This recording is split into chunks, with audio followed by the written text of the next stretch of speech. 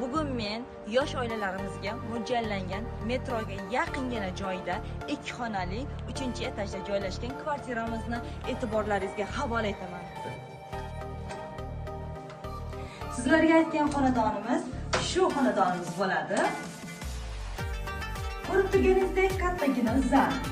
Bu zalimizda televizor, konditsioner barchasi qoladi. Endi esa oshxonamizga marhamat.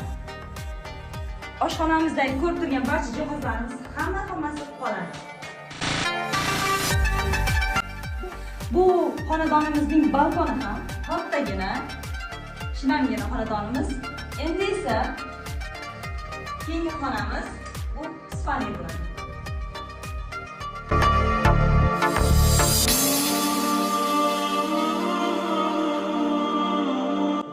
Ko'rib turganingizdek katta kelaverishda tualet va hammom joylashgan.